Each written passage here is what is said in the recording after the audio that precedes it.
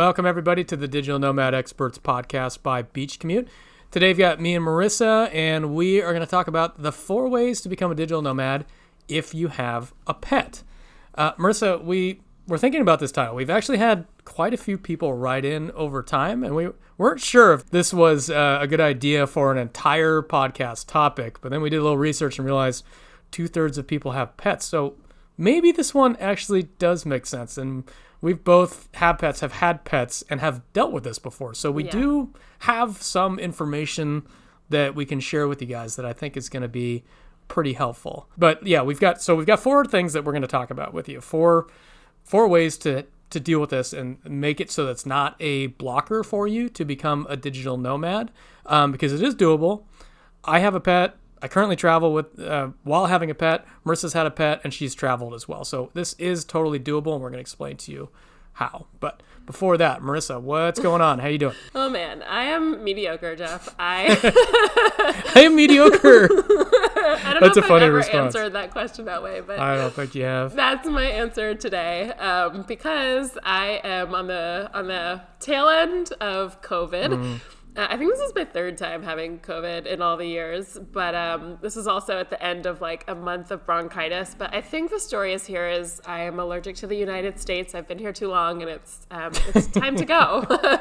It is time to go. So if I sound a little congested, if I stop midway through a sentence, if my brain doesn't work as well as it usually does, we keep it real here on this podcast. But I am excited to talk about this topic. It's a meaningful one. And that's where I am today. So yeah, in the States, here for the holidays. It's that in between Thanksgiving and Christmas time. And I love this time of year, but I think the universe is just telling me to take it easy. You're getting a sign. Kick back and now leave. Yeah, relax. So heading to Costa Rica in a few weeks to start 2024, and that's where we're at. What about you, Jeff? Do you remember when we both got the sign? We both got assigned to leave at the same time a couple years ago. I was in Colombia. Okay. I think you might have been in Guatemala or Costa Rica. Oh, yes. And we got food poison. Or no, some terrible stomach virus at the same time. Vicious stomach. I kept thinking, maybe it's time to leave. And then everybody around me started dropping with COVID. And then I got a vicious stomach poisoning that somehow a lot of people also got while they were in Guatemala at the time. Yes, there was a large group of us in Guatemala that got it. I just kept saying... I wasn't sure when to come back, and I kept looking for, and then that was the clearest sign. I was all right, done. I was the same. I was in Guatemala. I was planning to go to Belize from there for another month, and then I got that sickness, and I was like, I want to go home. I was I booked a flight as soon as I got better. But I guess that's the beauty of nomad life. It's you get to come and go and take those signs from the universe as you please. So I forgot we had that at the same time. When is your flight to Costa Rica? I think I go on January 4th. So beginning of the new year. Yeah. So here for the holidays. It's nice to have that date locked in. Because you've got it in your mind, okay, cool, I'm traveling at this time, and you can picture yourself where it is that you're going, and where you're going is amazing. Beachy, beautiful. How do you explain it to the audience? Sunsets, unbelievable. Pure vida, the pure life, the slow life, the good life. I just know as soon as I get there, the sun cures me, the salt air cures, Costa Rica cures me always. I'm just better when I'm there. So it's been a rough month here lately, but I've been gone a lot right before the holidays, and I like to be home for that Thanksgiving kind of Christmas time. It's a fun time of year to me, but it's time. Apparently it's not agreeing with me this year. I don't know. But yeah, how about you? How's it feeling to be home? Soaking it up. I'm getting the same thing. It just seems like a lot of things are just compounding all at once. So I've had my time, and then I'm starting to get the little signs that it's time to go. Okay. It's the little thing here, little thing there. And so I'm looking at probably the same time that you're looking at, maybe the second week of January, and then, off to warmer climates. And then for the first time, Buenos Aires. Don't know what to expect, but we talked about that last episode. You're going to love it. Yeah. Everybody keeps telling me I'm going to love it. It seems like a place that's really going to jive with me. So, I love being a digital nomad because you come home and just you recharge and get all those things that you missed that we've talked about on this podcast. You get all the comforts, the familiarities, the restaurants you like, seeing friends and family. Yeah. If you need something, you know exactly where it is. And then you get a little itchy and you're like, ooh, where do I want to go in the world? And you just Yeah. pick a spot and go. It's just, Yeah. it kind of takes some time, those recharge moments for me to see that picture again of like, oh yeah, I can leave whenever I want, whenever I want. For sure. I've been back a little while now and it's like feeling good, but it's just about that time now. But Yeah. here we are. So with that, let's talk about pets. Yeah, we have Yeah. a lot of people have asked us like, how do you travel with a pet? Or there's a lot of people who always say like, I wish I could travel the world. I wish I could be a digital nomad, but I have a pet, so I can't. And Jeff and I are here to tell you that you can. It doesn't always mean it's easy. It often means there's some heartbreak and separation sometimes, or some more difficult logistics if you bring your pet with you. But it's doable, and we can talk about some of the ways that we have both done it, and some of the pros and cons and the hardships that have come along with it. So to kick off the first way we'll just say is to have someone have friends or family watch your pet while you are gone as you kind of come and go. And this has been your main tactic, Jeff. So I want to kick this off to you to talk about this first one and how did you make this decision to start this way? How did it logistically work for you to do it this way? How do you do it? Like what does this mean to you? And first tell us about Charlie. Tell us about your dog. Most importantly. I got really lucky with this one, and this option won't resonate with everybody just because maybe they don't have friends and family around them, or friends and family might not be available to do this kind of thing. Yeah. But if it is an option, it's maybe the best one. Yeah. And the way it happened with me is I went to Colombia, my first time doing a digital nomad trip with Wi-Fi Tribe. I was like, oh my God, I love this. I need more of it. And then after I met you and Diego in Bolivia, and that's when I came home. I was like, I have to come up with a solution. I need some way that I can get somebody to watch my dog when I'm traveling. So I worked it out in my head over a couple of days. Usually when I see something, I come up with a really, really good solution that I've worked through. I'm like, I'm going to make this happen no matter what. It's one of those moments, where you're like, I'm going to make this happen no matter what. I have to. Yeah. Like my life depends on it kind of thing. It didn't depend on it, but like I needed this. So I made it happen. So I made a proposal to my brother who I was living with. And I said, hey, look, I want to travel all the time. And I don't want to take my dog to my mom's house because that kind of puts her out. She's got a cat. And I'll introduce Charlie. Charlie is a You can probably hear Charlie mix. snoring. You may have heard, you may have all met Charlie. She snores on our podcast. Hopefully it filters it out a little bit, but you're getting the real deal here. So you might get a little bit of that. She's a mixed breed bulldog and she chases cats. So it doesn't work at mom's house. So I told my brother who I live with when I'm not traveling, hey, I will, in exchange for you watching my dog while I'm traveling.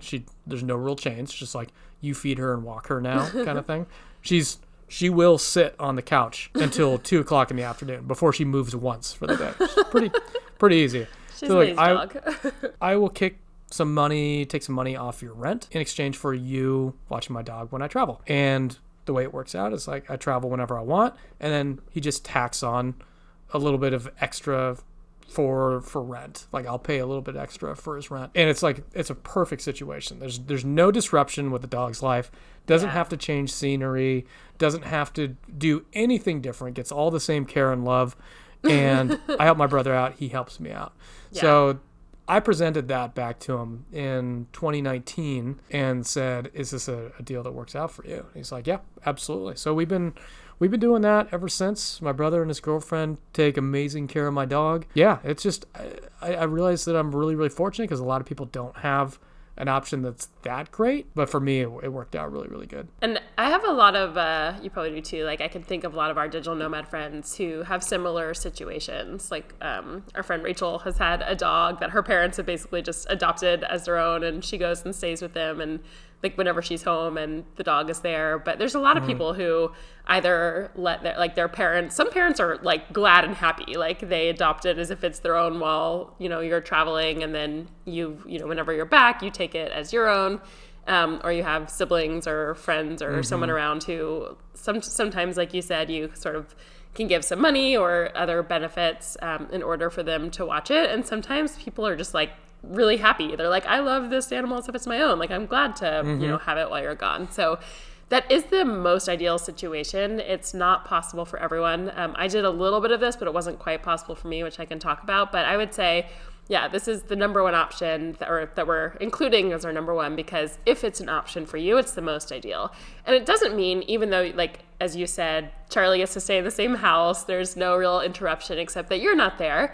But talk a little bit about the emotional side of it. So even if you have a logistical home for your pet to live, like, it's still your pet. Like, you're not there. Like, Charlie is your number one person. So talk about the hardship of just sometimes, or of that day when you have to leave, or sometimes you just miss your dog, or you're afraid that they're missing you. Like, what's that been like for you? That's tough. I really don't have a good solution for that, because that's real. And I know you've experienced that as well. It's like you feel all kinds of emotions. You feel some guilt, like you're abandoning your pet and you're supposed to be there for them all the time, and you're thinking you might be anthropomorphizing and thinking, oh, they miss me all the time, and thinking through their brain.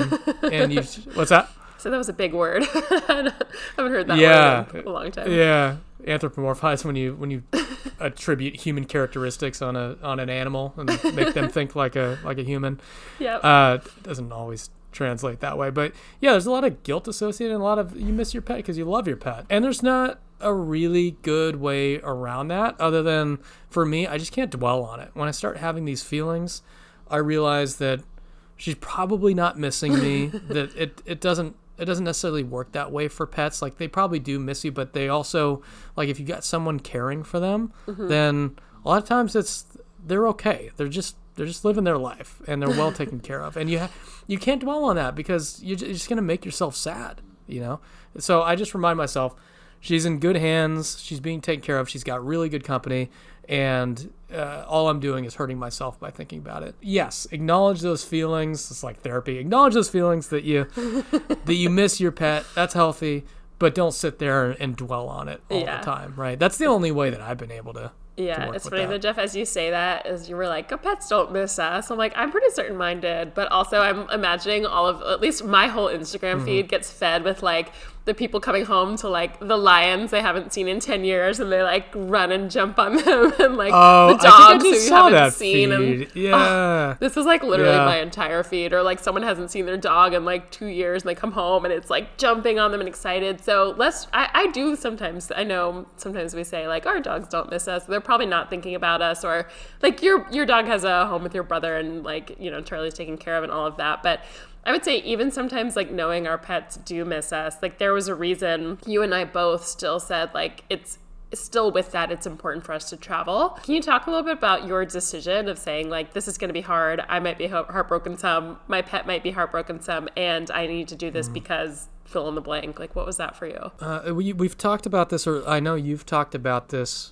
before with, I can't remember exactly how you phrased it, with becoming changing jobs to become a digital nomad. You kind of weigh out the uncomfort of the change, right, of finding a new job versus what your life would look like not doing what you need to do. Right. You had a way of phrasing that. Do you remember what I was talking about? Does that ring a bell? I don't know in particular. I mean, I talk a lot about that, of, like, I don't know which way I did it in particular, but when I think about jobs that way, it's, like, easy and safe to stay in the job that, is, like, so you don't love, you don't have the freedoms, and it takes, it's, like, scary to switch. Is it like the devil? No, it's a different one. I don't know which one you're talking about. But yeah, it's hard to make that switch to something new where it's like, it's going to have the long-term benefits, but it's uncomfortable. Yeah, exactly. So I did think of it in terms of, okay, there's, on one hand, there's going to be some hurt, there's going to be some uncomfortableness, but on the other hand, like, can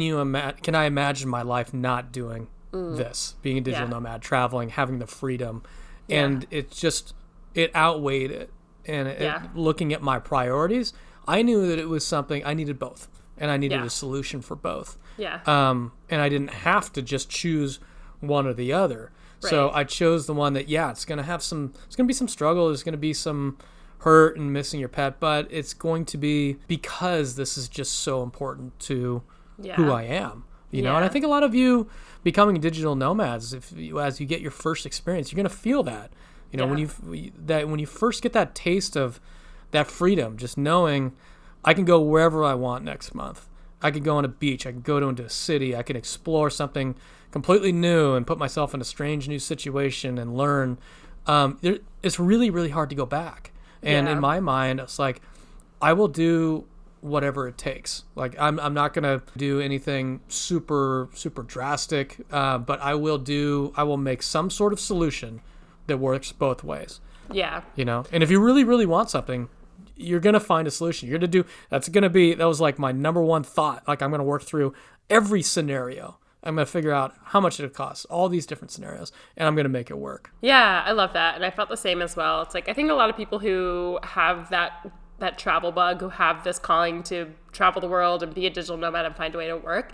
I had that too. So I had a cat as well, which I'll talk about in a second, but I just had this like extreme, just like knowing in my inner self that I was like, I must travel. Like, there's a world to see, and like, now is the time, and I got to do it. And I will not like let go of my cat. I will not, I will not give him up, and we can talk about that. But how do I do both? And I did. So yeah, that was number one. So with that, Jeff, number two is an option to sublet your place. And I've actually had people pay me rent while they watched my cat. So I had a little cat named Pop-Tart. He was a foster cat who I had for 7.5 years. He passed away, I guess it was almost 2 years ago now. But that being said, what I used to do when I would leave is I had a condo, and I had moved out like all my pictures and personal things and just kept like all the furniture, and I would just kind of live there when I was home with my clothes and move out all my personal stuff when I would leave. So for cats, I'm always, I don't know, I feel like dogs are so much easier for like other people to get to know and to babysit, but cats are like a little more personal, and they like their home and they like their space. So it was really important for me for Pop-Tart to stay in his home. That was a big thing for me. And so I would have people come and stay. So at least he was like on his turf with like the couch, the bed, the things, the table, like it was his home and his stuff. But that said, I would have people come and pay me rent. Oftentimes, I know yours is like some people will pay less while they watch your dog or cat. For me, for most of the time, I was able to do like market rent, get really great people. Sometimes I would do it through, there's a website in the US called, what is it? I'm like blanking now, like Neighbor, what is it? Why am I blanking on the name of this? Whatever it is, you can like message people in your neighborhood. I would post on there, and then it was like a friend of a friend or a family friend or someone would know and be like, oh, I've got a great person to come live there. And they would stay in my home. Take great care of my cat. There was one guy at some point who came, this was the sweetest part. His name was Bill. He was in the movie industry. He came to Atlanta he stayed with my cat for like 6 months. And his cat had recently passed away. And because he worked in the movie industry and is always moving around, like he was kind of like us, nomadic, but he never got to have a pet. And so for him, he was like, this is the greatest thing in the world. Like, I get to have your pet. And basically he said, he was like, it helped him heal from the loss of it was like the greatest situation ever. That's sweet. So you really can find amazing people who will take, care of your pet as if they're your own. And I still always felt like my cat misses me, like he probably hates me. I hate myself for leaving him. It's very real. And you and I talked a lot about this, but I also was like, I have to travel. And so for me, I would kind of come and go every 3 or 4 months, and then come home a month or two and stay with my cat, leave for a couple months, come home. And I would find people to sublet my place who... It was harder. I will say it was really hard. Like, it's hard, not hard enough, but it's one thing just to find a good renter who you trust just to live in your home. And it's a whole nother level to find a stranger who you trust enough to that your pet will get along with, that they'll take good care of it. But I was able to do it. So I will say, with full transparency, this was always a really stressful, hard thing for me to keep finding kind of short-term things, especially because my cat was not someone who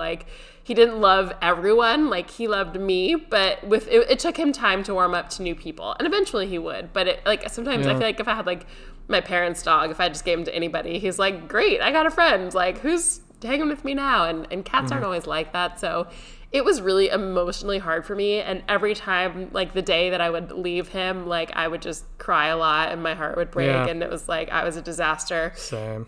And I did it because, and like you, when I was gone, I would just, kind of have to be out of sight, out of mind, and get the person to send me pictures. But it was important for me, and I don't regret it. Sometimes, every now and then, I have little bits of me that are like, I shouldn't have left him. The times I thought he would live a lot more years longer. He died fairly young of like a random heart disease. But yeah, that was the choice I made. So it worked for me. There's definitely ways you can sublet your place. And yeah, we definitely have friends who do this as well. But it's logistically not easy, but it's doable. Yeah, the whole subletting thing gets into kind of a weird gray area. If you're renting a place, I think almost all the time, if you're renting from somebody else, I don't think they'd let you sublet. It totally depends on the lease. Yeah, it depends on the lease. A lot of them don't, but I've known people that still do it anyways, because they can get away with it, basically. So there's some caveats in there because it could be a little tricky to navigate. I know our friend Sam does that. It's definitely a no sublet type of thing, but she's made it work because she lives in a big building. Nobody will ever know. It doesn't make a difference. So I would say use your best judgment on that. It can work for you. Check your contract and don't put yourself in a bad situation where they might throw you out of your apartment. Yeah, I definitely got a notice. I did it under the radar. You did get a notice at one point, and they were like, "We see that you're we're not going to kick them out right now, but don't do this." I was like, "They're leaving at this point," because I knew I was. But you owned the condo, right? I owned it, but there's still really condos have a lot of rental regulations that only a certain amount of people can rent at any given time, and also you're only supposed to do full. Mostly, you can only do 1 year rentals so that you don't have Airbnbs. But I actually ended up selling my condo, buying one in the building next door that had better rental rules, literally for my cat, to do this while I traveled. The things we do. The things we do. So that is the I look at one hand and feel bad that I would ever leave him, and on the other hand, I'm I literally sold my home and bought a new one for the cat. And I would joke, I was I literally bought a condo for my cat, hands down. So there is a lot of lengths I was willing to go to in order to make that happen. So yeah I always say if you have a pet, beware, or you're going to buy somewhere new or rent somewhere new, do think about subletting restrictions and rental restrictions. And it's easier if you have a standalone home versus a condo or apartment, but it totally depends, obviously, where in the world you live and the options you have. So things to think through. Logistics, but again, if you really want it, you can do it. We've done it. We've gone through a lot of hoops, for sure. There's a lot of hoops, but it's worth it. It's doable. Yes. Bring us to number 3 now, right? Number 3 is a company called Trusted House Sitters. And what they do is they will pair you with, it's kind of like a marketplace, they'll pair you with people who are looking to travel, and they will stay in your home. It's kind of like a house sitter, like a typical house sitter, but specifically for your pets. So you have a perfect trade where there's no money that it changes hands, I believe, right? Correct. So they'll just go and stay in your home, take care of your pet for you, and no money changes hands.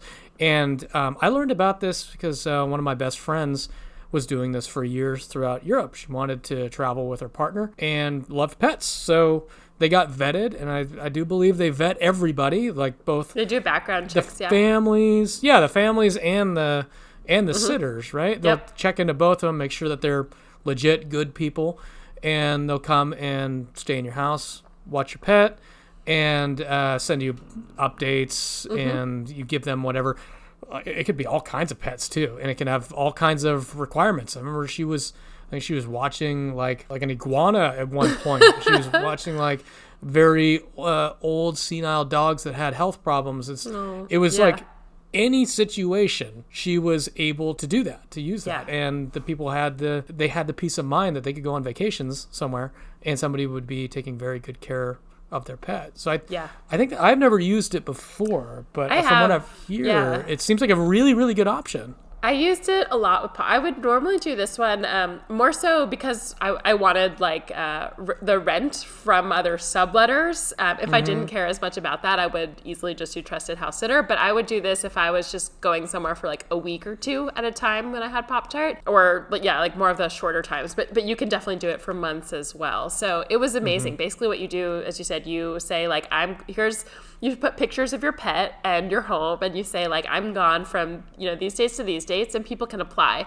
So you might get people who are local, you might get people who are travelers like us, who for them it's just free rent. And usually the people on there like also love pets, but you get to interview everyone before, so people apply. Like the second you post it, you get like dozens of applications, and I would like look through their picture. You know, they have pictures of them with other pets and descriptions about, you know, they had a pet growing up and they loved it, and they, you know, whatever it is, whatever their story is. And then you do like Zoom calls and you get to interview them. I'm sure you could meet them if you wanted to, but that's how you kind of know. And a lot of people, I tell my friends to use this all the time, and a lot of people are like, I don't want a stranger staying in my house. I don't want this. And I'm like, they're good. Like, I don't know. I feel like I can read people and know who to trust. And also I had like cleared out a lot of my personal, I didn't like have a lot of personal things at home because I was coming and going anyway. So maybe it was easier for me. But it's a great solution, even if you're just like want to go on vacation and a house sitter, you know, or a pet sitter cost a lot of money, you can do this instead. So that's that side. And also on the flip side, if you're listening to this, it's also a great way if you don't have a pet, or even if you do, but you want to be traveling. Like you said, your friend, like you can get free accommodation around the world. You just have to like, sometimes it's, you can't go when you want, exactly the moment you want, because you're like, okay, these are the dates, or this is a place, or maybe it's somewhere you weren't expecting to go, but you can stay for free. And I would love to have like a pet. If I had a cat that I could like sit, or a dog or something while I was away and get free accommodation, it's like win-win-win all around. Everybody gets, yeah, it's great. I just created an account while you were talking just to see how easy it is. And I live in a very small town in Northern California. I mean, it's like just kind of like a residential suburb.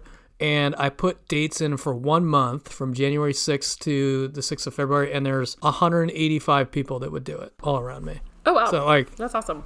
It's awesome. This is a really, really good option. Yeah, so we can give a link to it. We might even have a discount. I can't remember. I'll check on it. But it really is something that I have genuinely used. Sydney, who works for us here at Beach Commute, if you're listening, hey Sid, she did one in Turkey earlier this year where she has a cat that she also leaves behind when she travels.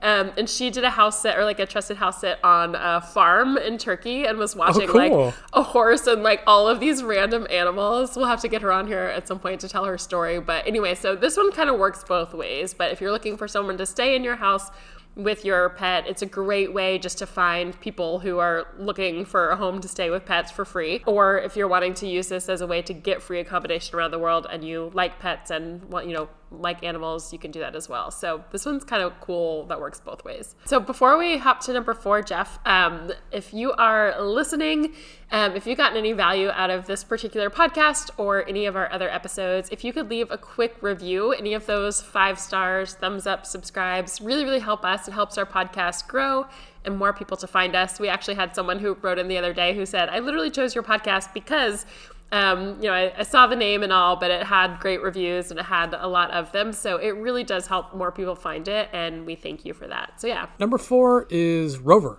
And again, that's another app, and it is more of a service that you're paying for. So basically you can do a lot of things on Rover. You can have people come in and check in on your dog or walk them, or you've got a couple options for boarding. So you can, I've done this before, you can have people come to your house and you'll pay them to just exclusively be with your dog. It's not like trusted house sitters where you come and live with a pet and you go out and do your own thing a little bit. This one is they are there to dedicated like watch over your pet, either at your house or their house. And you've got 2 different options that you can select from. And you pay whatever their rate is. Everybody has a different rate based on, you know, their experience level, their reviews. People that have a lot more reviews are going to pay a little bit higher rate. This option it's good for probably more short-term types of stuff. Like the trusted house sitters, I like that for if we're putting this on a spectrum, you know, getting somebody to watch your pet live in your house. That's ideal. That's better long-term. Yeah. Trusted house sitters, maybe a little bit shorter term, right? And then Rover's like, I need to get away for like a week or 2. Could be a good option for folks that are just want to try the digital nomad thing for a week or 2 weeks or something like that. Like, I'm just going to see what happens for a couple weeks. This could be a good option because it's just not set up to do longer term, and it can be a little bit expensive. You know, anytime you board your dog, it's not like you're bringing your dog to a kennel to board it. It's one step above that. You've got a specific person that's going to do it either in your house or in their house. But it is a little bit more of a short-term option, just to give you a little bit of leeway to go out and see the world and try the digital nomad thing. So I've done it before, and it was really great. I brought it to, there was like a house of four or five college women. They loved dogs, and they posted themselves as the profile. It wasn't a person. It was 5 people. And they're like, here's all of us. We all will watch your dog, and we can't wait to do it. And I went to the house, and they're all waiting, and they're like, waiting for Charlie. Oh my God, hi Charlie! And she just ran off to him, and she didn't even notice me again. Oh my gosh, this sounds amazing. It sounds like I'm not gonna get a pet anytime soon because like I want to travel, but I'm like, I want to do this not even for the money, just so I could like have a temporary pet while I'm home and like and not feel like, and then have it to go to its lovely owner when I go to travel again. This sounds wonderful.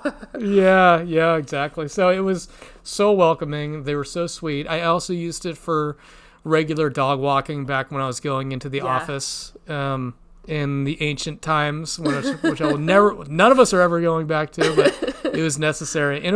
And even for that, it was a really, really good service. They'd send me, a part of the app is they'll send you pictures all the time. Yeah. They'll give you they actually will GPS through the app and show you where they walked your dog, even when you're house sitting it, tell you how many times they peed and pooped. Like, I didn't need all that necessarily, but I mean, it's very thorough, and you'll feel very well taken care of, and your dog will feel.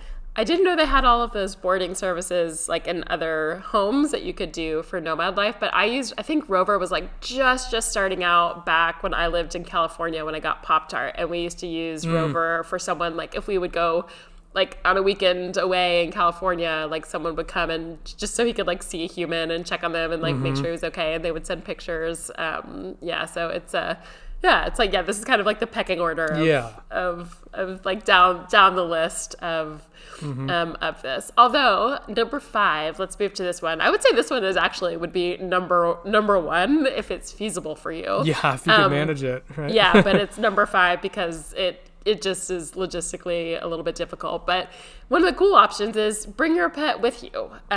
Jeff, and you did this once when you went to Canada. I'll pop back over to you to kind of share that story in a second. I never brought Pop-Tart with me because he just like screamed and cried even if I like drove in a car for 2 minutes with him to my parents' house. Like, he would freak out. So he did not like to move around. Doesn't travel well. Does not travel well. But do you remember, Jeff, in Bolivia, when we went to the salt flats, there was a guy with his cat like on his shoulder, and it was wearing I remember that. Oh my God, I have pictures. I know me and Esty stopped and like talked to him for a while. You might have like gone onward, but there was a guy who he had his cat on his shoulders, and this cat was wearing like peace sign sunglasses and this like cool like necklace. It was, I don't know, but this guy traveled around the world with this cat like all over.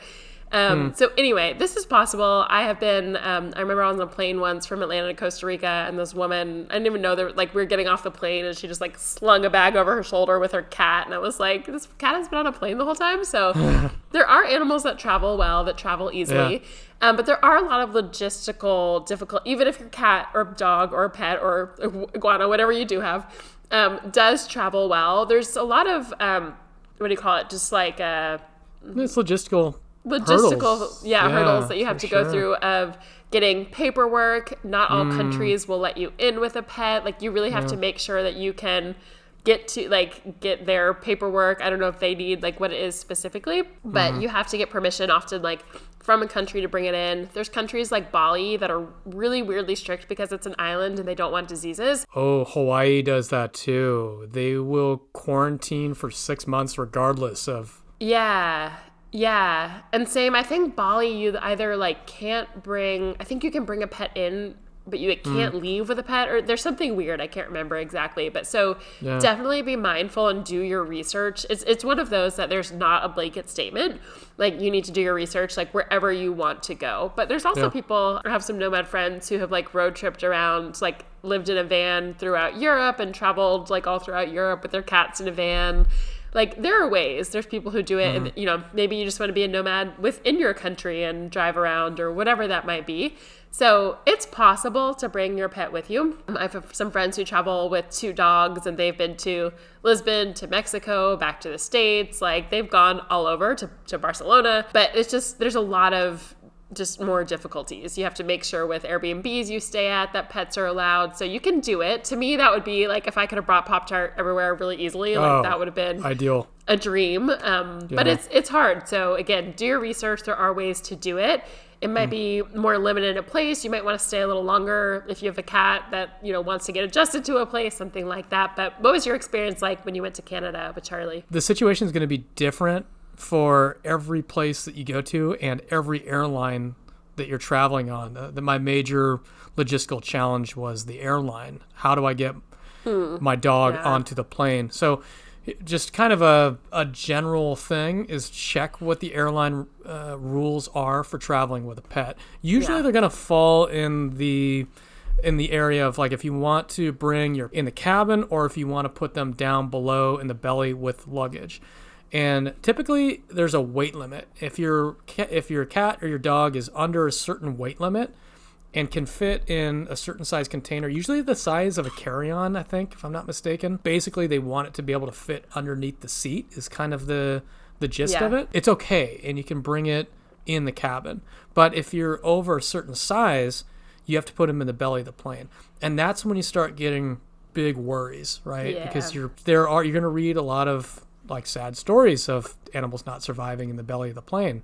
So your pet's size is going to have a big impact on your travel. Like how long do you want your pet going on? Do you want them going on a 12-hour flight in the belly of a plane? There's logistical problems there. It has to use the bathroom. You have to notify the airlines and tell them about this so that they keep the heat on down there. There's all kinds of things with that.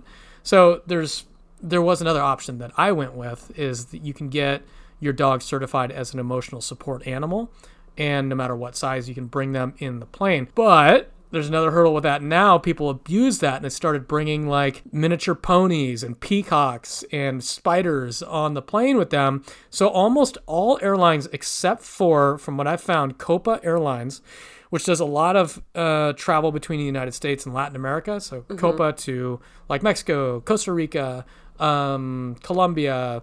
You can certify your dog or your cat. Most often you probably need it for a dog to be an emotional support animal and bring it on the plane with you in the cabin.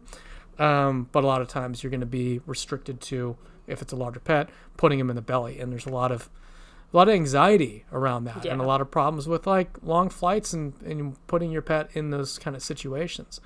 So for me, it was still okay to do the emotional support animal. I brought her into Canada with me, and it was no problems. Fortunately, all I had to do was show up with a rabies proof of rabies shot and tell them, hey, here you go. I went through customs, where you're basically like the people that are importing pets and vegetables and things that are alive. And I was like, here's my dog, here's certification. And I went and lived in an Airbnb that allowed pets. So ended up being okay, but there are certainly a lot of hurdles, and every single place you're going to go to has different restrictions on pets, different requirements, health certificates, rabies certificates. Every plane is going to have different requirements. So I would say look up both very, very thoroughly, like especially the plane. And I would even give them a call and be like, hey, I've got this pet. What paperwork do you need at what time before my flight? And just fill it all out, send it all in. And if it works out, it's great. You've got the best of both worlds. You're now traveling with your pet. But just go in aware that there are a lot of hurdles that you have to go through to make this work. And that option is usually more of like a slow matting situation. Maybe you For sure. pick a place and you stay for 3 months, or but again, it might be worth it. That's still a different new experience for you that is out of the country and doing something new. So lots of different options. Those are our 5 main options. The last little one we do want to mention that is not the route most people go, but again, we like to share everything here. And the last little one in addition is you might want to adopt out your pet and release your pet. So Jeff and I strongly felt this wasn't right for us. We were telling some stories before of like people we dated who basically said you should get rid of your pets. We were like, absolutely not. I'm gonna get rid of you. We'll get rid of you instead, 100%. But for me, like that just he was my little man. He was my guy, and I was not releasing him. But I have some good nomad friends. There's 2 I can think of off the top of my head who did let go of their pets and found, like, rehomed them, I guess is the word I would use, and found great homes, and they knew that they were going to be traveling for many years to come, and that they felt it was a better fit for their pet to have a new home rather than to, be coming and going or finding different homes the way that, we've done or other people do. So this might be the right option for you. If you're like us, maybe that's not an option. We're not saying you have to at all, but there's lots of different routes that you can go and keep your pet if you want to be nomadic.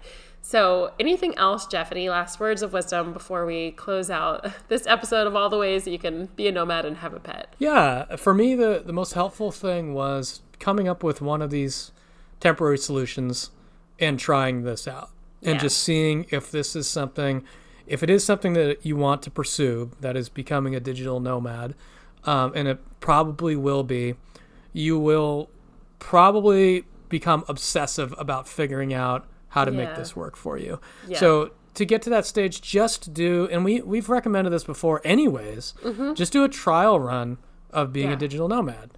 Just book 2 to 4 weeks somewhere pretty simple. Maybe Playa del Carmen, right? Maybe like that would make sense. Or Medellin. Depending where you're coming from. Yeah. Or depending on where you're coming from. Yeah, for sure. If you're in the States, just going down south to one of the main locations, just do something simple, something easy. And then, do your trusted house sitters, ideally maybe with friends or family for a couple weeks, and just give it a go and see how it works. And then if you like that, again, step by step, figure out a long-term solution, maybe one of the ones that we just talked about. But at least give it a go. It's worth figuring out that first trip just to get your feet wet. Yeah, I think with anything, like, there's always, I say an excuse, but really there's always a reason that I can't be a digital nomad because of this, or I can't do it because of that, or must be nice for you because, and I love that, like, this is a huge one that I think does hold a lot of people back, and it doesn't have to, but like we said, we're not saying it's easy. It doesn't mean your heart's not going to be broken sometimes. It doesn't mean you won't cry sometimes, but if you are someone who just, like, has it deep in you that, like, I must travel the world, and you really just want to go out and do it, like Jeff said, give it a little trial run. There's plenty of ways to do it. Jeff and I have been doing it for years with pets, and it's not always easy, but it's possible, and it is worth it. So that's our episode all about pets. Let us know if you have any questions, and we hope this was helpful. All right. Thanks, everybody. We'll see you next week.